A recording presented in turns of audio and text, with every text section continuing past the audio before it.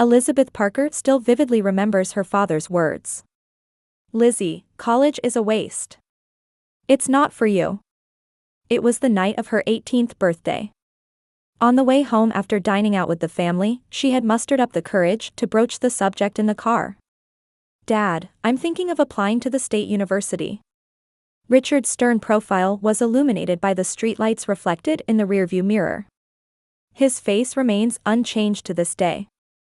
He had worked as an insurance company executive for 30 years, always valuing planning and efficiency.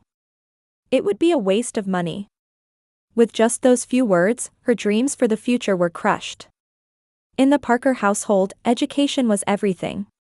Her father himself was a graduate of an elite university, and her mother Diane, as a high school teacher, always kept a strict eye on the children's academic performance. Diane, as a typical tiger mother, checked her two daughters' homework every night and assigned additional studying if test scores weren't perfect. The problem was that Elizabeth was ordinary. She wasn't stupid by any means, but she wasn't a genius either. In high school, she studied diligently, but her grades were always just slightly above average. Where she truly shined was in her interactions with others. She was good at making friends and was well liked by teachers. Empathy and thoughtfulness were her strengths, but in the Parker household, these were considered weak traits. "Being able to calculate quickly is more important than getting along with people," Diane would often say. In contrast was her younger sister, Jessica. She was literally a child prodigy. She swept piano competitions at 10, solved high school-level math problems at 12, and was selected as the state representative for the Science Olympiad at 16. The walls of her room were covered with numerous certificates and awards. Jessica had inherited her father's composure and her mother's competitive spirit, combining them with her own genius talents. From an early age, she was special in the family. A special cake on her birthday, the biggest present at Christmas. And most of all, she received the unconditional praise and expectations of both parents. "Jessica is special," Diane would often boast to neighbors. "She has a future." The implication was clear: Elizabeth didn't have a future. On high school graduation day, Elizabeth quietly completed the ceremony while her classmates proudly showed off their college hats and t-shirts. That night, her parents invited relatives for what they called a celebration party, but it was actually to celebrate Jessica's national victory in the science fair. Elizabeth's graduation was just a side note. When Aunt Amy asked, "Isn't she going to college?" Diane shrugged slightly. "We don't have the money." That was a lie. The Parker family lived a comfortable middle-class life. Richard earned a good salary as an executive, and Diane had a stable income as a teacher. It was just that they had deemed Elizabeth's education not worth investing in. After graduation, Elizabeth began working as a hostess at a local upscale restaurant, Bella Luna. She initially thought of it as a temporary job. However, her warm smile and thoughtfulness quickly won the hearts of regular customers, and after 6 months, she was promoted to floor manager, the youngest ever. As work became busier, she visited her parents' home less frequently. 7 years later, news came that Jessica had been accepted to medical school. The Parker home was filled with a celebratory mood. To pay for her tuition, Richard withdrew part of his retirement funds, and Diane sold land she had inherited from her parents. In total, $200,000 was prepared to cover 4 years of tuition and living expenses. "It's an investment in my talented daughter," Richard explained to relatives. "When she becomes a first-rate doctor in the future, it will all be worth it." Elizabeth heard about this at a rare family gathering. Across the table, her parents were enthusiastically talking about Jessica's talent and future prospects. "We struggled to help her develop her talents, but it was all worth it," Diane said with narrowed eyes. "You said we didn't have money for college," Elizabeth said quietly, and the room froze. "We have it now," Diane said, somewhat irritably. "Besides, in Jessica's case." "It's different," Richard interrupted. "Jessica is special. The educational investment in her will definitely pay off." Those words opened all the small wounds that had accumulated over 7 years. In Elizabeth's heart, a deep recognition was engraved that her parents had chosen Jessica over her. It was a painful proof that family love was conditional. That night, she vowed to herself for the first time. Someday, I'll show them. I'll make them recognize my worth. Little did anyone expect that a someday would come much sooner than imagined. We're going to dinner for your father's retirement celebration. Please be considerate as usual. Elizabeth sighed deeply as she listened to Diane's call while driving. She glanced at the gift on her dashboard. An expensive brandy to celebrate her father's retirement and her mother's favorite perfume. She had used her lunch break to go buy them. Of course. As always. Elizabeth fully understood what that meant. Going along with things. Meeting expectations. And above all, not outshining Jessica. Jessica will be there too. She's achieved wonderful grades in medical school and seems to have a special announcement today. On the other end of the phone, Diane's voice bounced with pride. I'm looking forward to it, Elizabeth lied, noticing how natural her voice had become. She felt the results of 7 years of practice. Standing at the entrance to the Parker home, the familiar tension enveloped her. When she rang the doorbell, Diane appeared immediately. Lizzie. Finally here. Her mother gave her a formal hug, then immediately turned around. Richard, Lizzie's here. When she entered the living room, her father Richard merely nodded, raising his face from the newspaper. And on the sofa next to him sat Jessica, dressed in a refined dress with a perfect hairstyle. Long time no see. Jessica's smile had the usual hint of superiority. It was an expression that hadn't changed since childhood. It's been a while, Jessica, Elizabeth replied, placing her gifts down. How's medical school? Great, Jessica said, casually brushing her hair back. Actually, I have wonderful news. That's for the dinner table, Diane interrupted, heading toward the kitchen. Lizzie, can you help with the table setting? The dining room table had 4 seats, just like in the old days. Places for Elizabeth, Richard, Diane, and Jessica. The dishes were special occasion porcelain, with silver cutlery perfectly arranged. How do you feel about your retirement, Dad? Elizabeth asked as she sat down at the table. Wonderful, Richard showed a slight smile for the first time. After 35 years of looking at insurance numbers, it's enough. Let's toast, Diane raised her wine glass. To Richard's years of achievement and his new life ahead. Everyone clinked glasses, and Elizabeth silently thought of another toast in her heart. To my new life. As the main dish of roast beef was served, the conversation naturally shifted to Jessica. The professor particularly appreciated my research paper, she began proudly. He said there's no precedent for undergraduate research at this level. That's my Jessica, Diane's eyes sparkled. You always exceed expectations. So what's this wonderful news? Richard asked. Jessica took a deep breath and announced with a bright smile, I've been selected for a special training program at Johns Hopkins University Hospital. The table erupted in cheers. Congratulations. Wonderful. Her parents' proud faces. The way they rejoiced as if it were their own victory. That's truly amazing, Elizabeth said sincerely. She acknowledged her sister's talent was genuine. By the way, Lizzie, Diane suddenly turned to her. How are you doing lately? Still working as a waitress at that restaurant? Hostess, Mom, she corrected. Actually, I have good news too. I was recently promoted to area manager at the restaurant. A moment of silence. Well, that's nice, Diane's voice lacked excitement. She continued while poking at her food with her fork, I ran into your high school classmate Michael Johnson the other day. After graduating from Harvard, he's become a resident at a major hospital in Chicago. The implied message was clear. See how far ahead someone who started at the same place as you has gone. Michael was a good kid, Elizabeth replied, feigning calm. But I'm satisfied with my career too. I receive high praise from customers and am trusted by the owner. Restaurant manager, Richard said, almost to himself. If you had gone to college, you could have had a better job.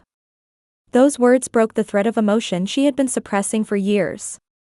College? Elizabeth's voice trembled slightly. The college I wanted to attend? The college I wasn't allowed to go to because there was no money? Tension ran across the table. Lizzie, today is a special day. Don't bring up old stories, Diane admonished. Old stories? Elizabeth slowly put down her napkin. How did you manage to pay for Jessica's medical school? That's... Richard was at a loss for words. Why couldn't you afford college for me, but you can pay the full amount for Jessica? Silence filled the dining room. Diane met her husband's eyes, then raised her face as if she had made a decision. An unexpected smile appeared at the corners of her mouth. Isn't it obvious? She said matter-of-factly. You have to invest in a talented daughter. A sharp pain pierced Elizabeth's chest. It was confirmation of what she had suspected for years. She was the inferior child in the family. A child not worth investing in. Mom, she was speechless.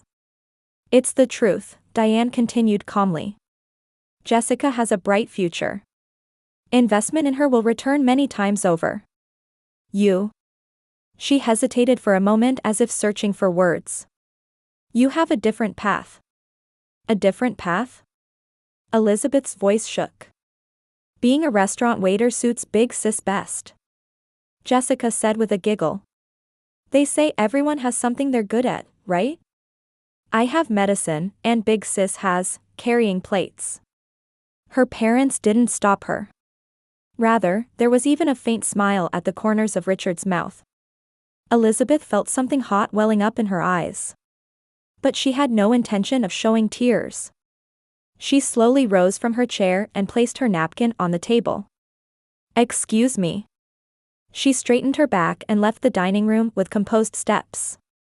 On her way to the entrance, she noticed family photos on the wall.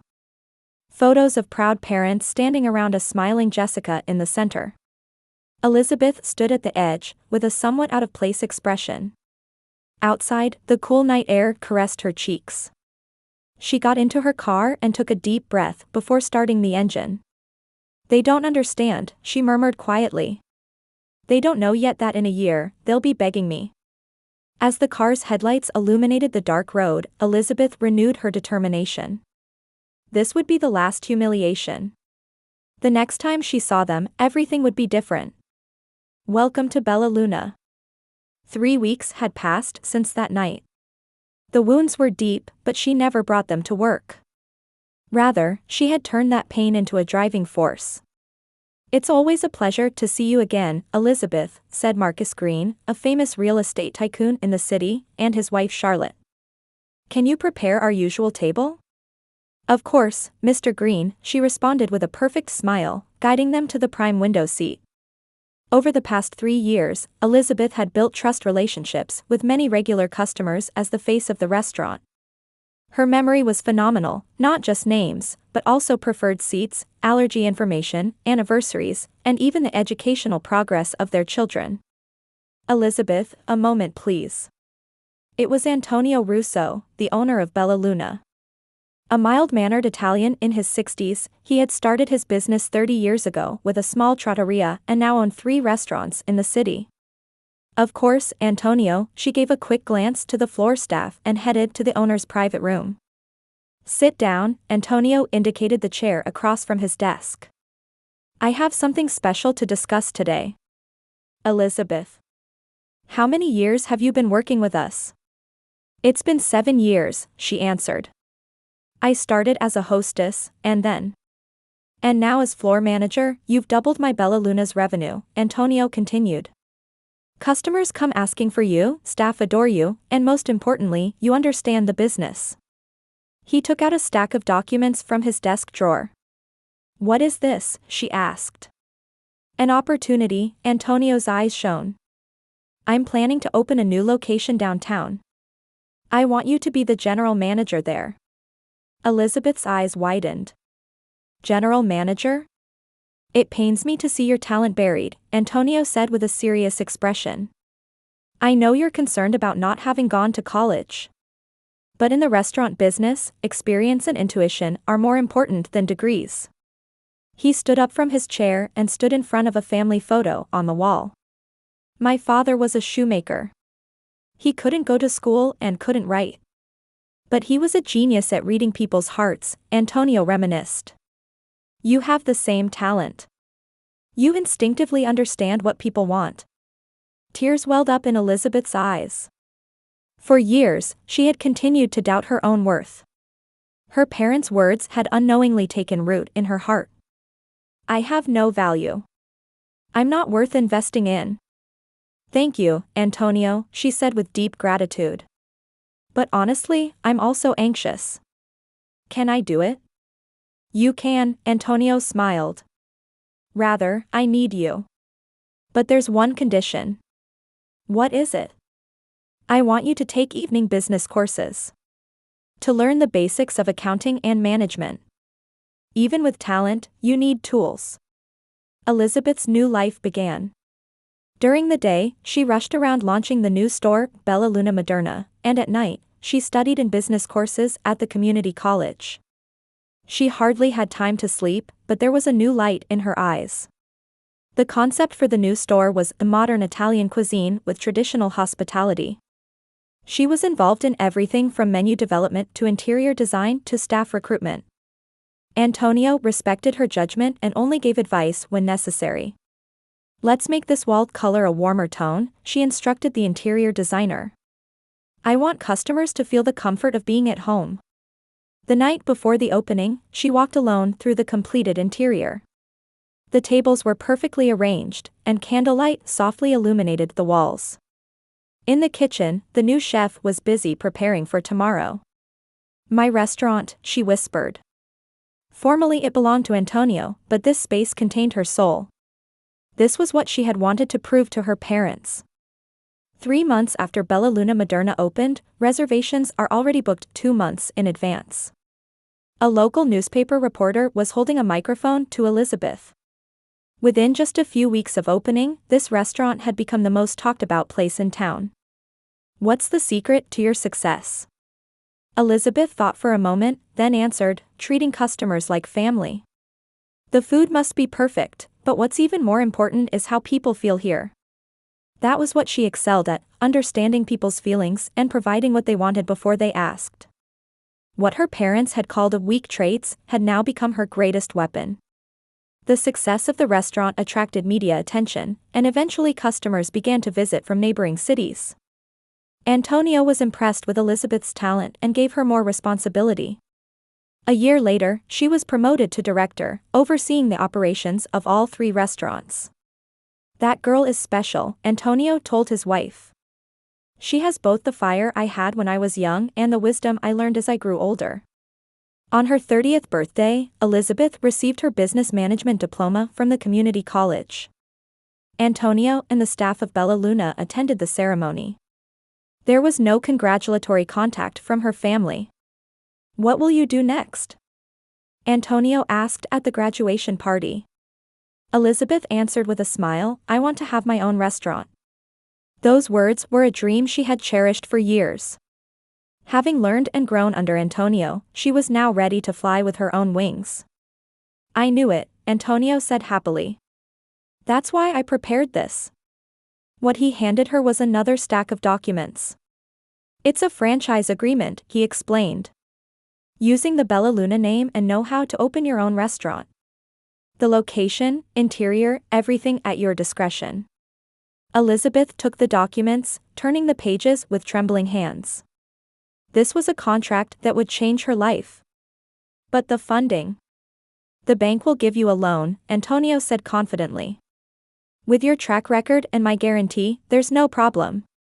Plus, I'm offering special terms with no royalties for the first year. Her heart was filled with gratitude. Antonio believed in her and invested in her, something her parents had never done. On the opening day of Elizabeth's, there was a line in the street. She had become the owner of a restaurant bearing her own name. While it was a Bella Luna franchise, Elizabeth's personality was evident throughout. The menu featured traditional Italian dishes with her unique twists. The interior had warm color tones, with works by local artists adorning the walls. "Elizabeth, this place is wonderful," said Charlotte Green, a longtime regular customer. "It's just like you, warm, elegant, and comfortable." "Thank you, Charlotte," Elizabeth embraced her. "I couldn't have come this far without regulars like you." 6 months after opening, Elizabeth's became the most difficult restaurant to book in the city. A local business magazine featured her as an entrepreneur to watch, and she was even nominated for the Chamber of Commerce's Businesswoman of the Year award. Success brought changes to every aspect of her life. She purchased a new condominium downtown and went on a European trip she had dreamed of for years. In Italy, she learned authentic cuisine, and in France, she toured wineries. Her Instagram was filled with beautiful food photos and scenery from around the world. Likes and comments flooded in from former classmates. Some even contacted her with, "A long time no see, how are you?" including those who had almost ignored her in high school. However, there was no reaction from her family, who should have been watching her success most closely. Elizabeth occasionally secretly peeked at her mother's Facebook. There were many posts boasting about Jessica's achievements in medical school, but not a word about her. She didn't contact her family. No phone calls to report her success, no boastful emails. She was quietly walking her own path, believing that someday they would recognize her worth. And that day came sooner than expected. At the end of summer, nearly a year after the restaurant opened, her assistant approached her. "There's a phone call for you. It's from your mother." Elizabeth froze for a moment. Then she took a deep breath and picked up the receiver. "Hello, Mom," her voice was surprisingly calm. "What's up?" "Lizzie." On the other end of the phone, Diane's voice was trembling. "We need your help." Elizabeth smiled quietly. Somehow, she had sensed this moment would come. "What's wrong?" she asked again. "Jessica, something terrible has happened." Diane's voice was on the verge of tears. "Please, could you meet with us to hear about it?" Elizabeth looked down at her schedule. The following week was busy with new menu development, but she had been living for this moment. "All right," she answered. "Tomorrow at 2 p.m., at my restaurant." When Elizabeth hung up the phone, her heart was filled with a sense of victory and, at the same time, a strange tranquility. The moment she had longed for years, the moment her family would recognize her worth, was finally about to arrive. The special private room at Elizabeth's was usually reserved for important customers or business meetings. Today it was prepared for special guests. At exactly 2 p.m., a uniformed hostess escorted Diane, Richard, and Jessica to the restaurant. All three had obvious tension on their faces. Jessica in particular was pale, with dark circles of fatigue under her eyes. Elizabeth stood up and gave a formal greeting. However, her eyes were fixed on Jessica. Jessica's usual confidence had vanished. "Would you like something to drink first?" Elizabeth calmly suggested. "How about wine? Our new Italian Pinot Grigio is getting rave reviews." "Just water, please," Richard answered in a stiff voice. Elizabeth signaled to the staff, and glasses of water were placed in front of the three. "Your restaurant is wonderful," Diane said in a nervous voice. "I had no idea you were so successful." "Yes, thankfully," Elizabeth smiled. "I was even featured on the cover of the local business magazine. But I guess you didn't see it." An uncomfortable silence followed. "So, what did you need?" she asked quietly. "On the phone you mentioned something terrible." The three exchanged glances, and finally Richard let out a deep sigh. "Lizzie, this is a family matter," he began gravely. "The situation is serious." "Dad, I haven't been treated as a family member for years," Elizabeth calmly pointed out. "It's strange to suddenly hear family matter." "That's not true," Diane argued. "You've always been our daughter." "Really?" Elizabeth raised an eyebrow. Whose words were "you have to invest in a talented daughter"? Silence fell again. Finally, Jessica spoke up. Her voice was trembling. "I've gotten into terrible trouble." I'm listening, Elizabeth said in a neutral tone, neither cold nor warm. Jessica looked at her parents, then timidly began to speak. During my medical school training, I made a mistake with a patient's prescription. It was a serious error. The patient's condition temporarily worsened, but their life wasn't in danger. Is that all? Elizabeth asked. No. Tears welled up in Jessica's eyes. After that, I did something stupid. I posted information about that patient on social media, intending to talk to a friend. What? Elizabeth showed dismay for the first time. It's a privacy violation, Diane said, catching her breath. She's being sued by the university and hospital. And to make matters worse, Richard continued, the patient was a relative of a city dignitary. We're being asked for $500,000 in settlement money. And, Diane said with a trembling voice, Jessica has been suspended from medical school, and possibly even expulsion. Elizabeth took a sip of water on the table to gather her thoughts. So, what do you want from me? She asked quietly. Money, Diane answered frankly. We retired people can't come up with $500,000.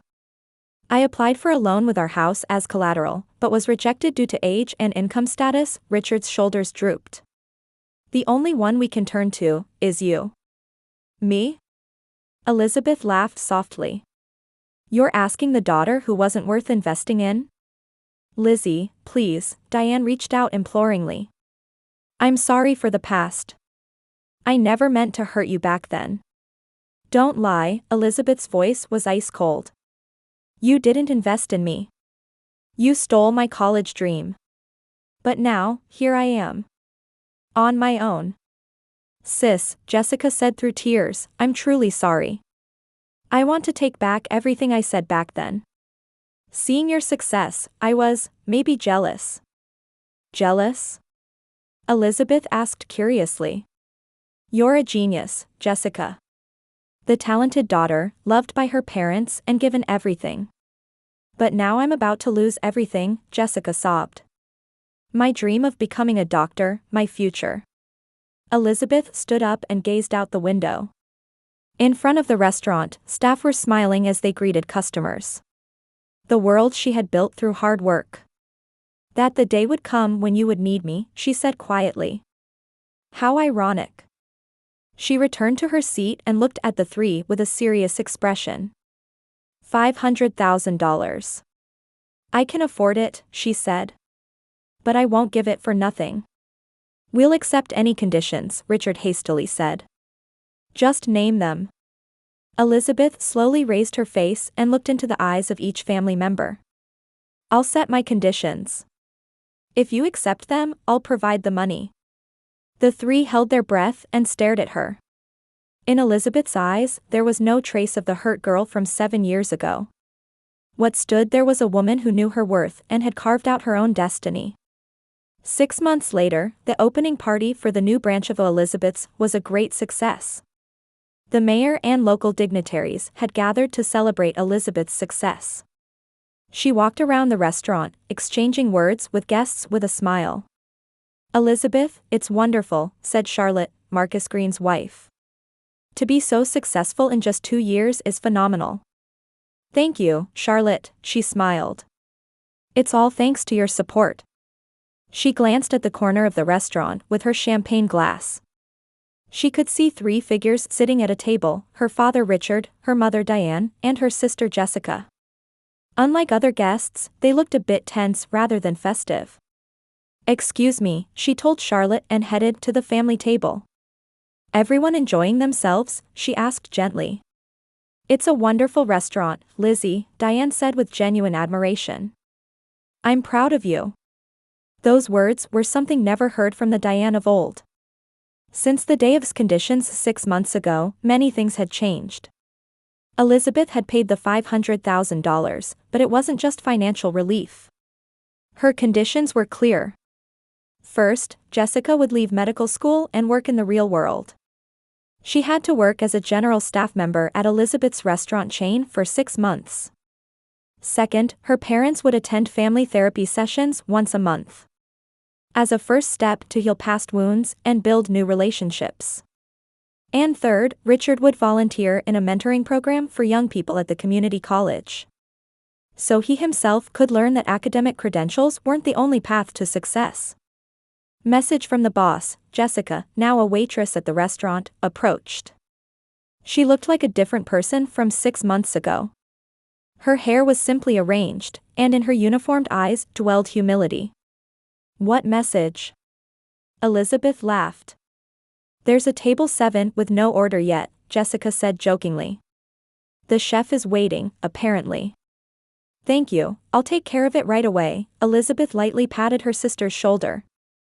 Over these 6 months, Jessica had learned the job from the bottom up. At first, there were constant complaints, but gradually she changed. She learned the difficulties of customer service, the importance of teamwork, and most of all, the value of understanding people's feelings. Lizzie, Richard called out. At last week's mentoring session, I talked about you. About how you built your own business after finishing high school. What was the reaction? She asked. They were inspired, he said proudly. Thank you for teaching me that I was wrong. Diane silently watched the exchange between the two. Tears glistened in her eyes. Lizzie, let me say one thing, she said in a trembling voice. I love you. But I didn't understand you. I don't want forgiveness. I just want you to know. Elizabeth took her mother's hand. I know, Mom. Fireworks shot up into the night sky, coloring the sky visible from the restaurant windows. It was a special performance celebrating the opening of the new store. Looking up at the fireworks with her family, Elizabeth thought about the journey of her life. She would probably never completely forget the wounds she received from her family. But now, she was proud of who she had become, having grown beyond those wounds. What will you do next? Jessica asked. After all this success, don't you have any more goals? Elizabeth answered with a smile. Next, I'm thinking of starting a hotel chain called Elizabeth's Retreat. Amazing, Jessica said sincerely. Will you let me help? I want to learn this time. Really? Of course, Elizabeth squeezed her sister's hand. We're family, after all. Under the fireworks blooming in the night sky, along with the budding of new relationships, her story continued into a new chapter.